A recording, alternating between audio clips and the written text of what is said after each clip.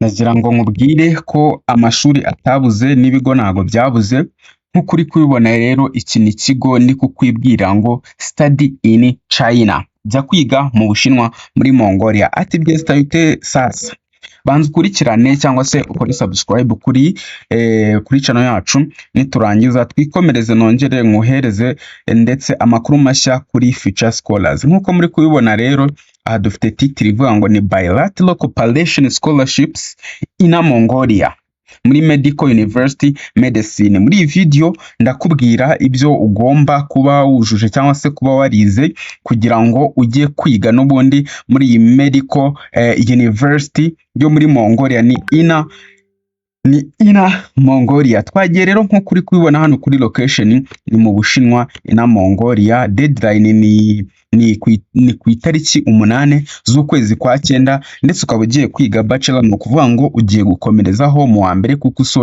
wasoje cyangwa mu wa gatandatu secondary. Muri iyi video ndakubwira ibyo ugomba kuba wujuje kugira ngo ukore application. Reka tubane. Higher Education Council nk'uko mubizi ni HEC rero ngiramenyesha mu ruhame, ni itangazo iramenyesha mu ruhame ko abantu nyine cyangwa se ko yashize hanze nyine ni nkaho ariko nabyita scholarship bilateral cooperation, no kuvuga ngo ubwo nyine harimo ubufatanye sibyo hagati ya government y'u Rwanda cyangwa se leta y'u Rwanda na Republic of China cyangwa se na Repubulika y'u Rwanda. Mu yandi magambo ni ubufatanye hagati y'u Rwanda ndetse n'Ubushinwa. Mu Bushinwa ariko through ina Mongolia Medical University, ubwo icyo nicyo kigo for the academic year 2026 na 2027. Mu yandi magambo ni initeke y'ejo bundi nyine kuko akaniko academic. Rero katubanze turebe requirements cyangwa se ibisabwa ibyo ugomba nyine kuba wujuje kugira ngo wumve wa participate cyangwa se waba wakora application. Icyambere uko ugomba kuba warize MCB, PCB, BCG na HNP. Icya kabiri yuko nibura ugomba kuba waratsindiye ku ikigero kiri hejuru y'amanota 85%.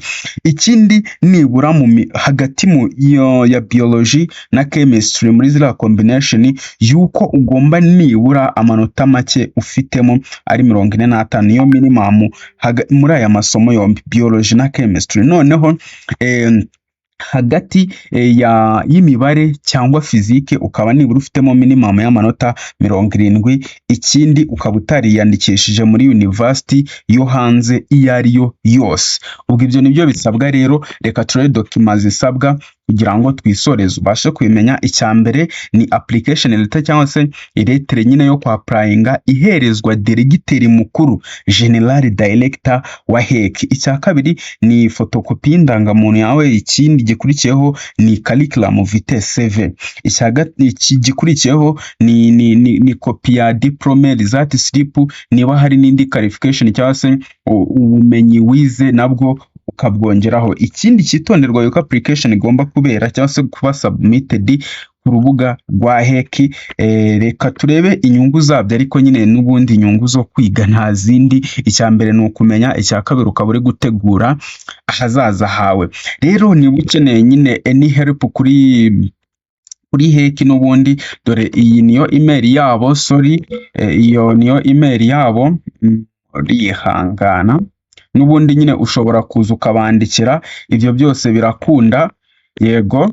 Icya kabiri ni nimero yabo, ushobora kubahamagara.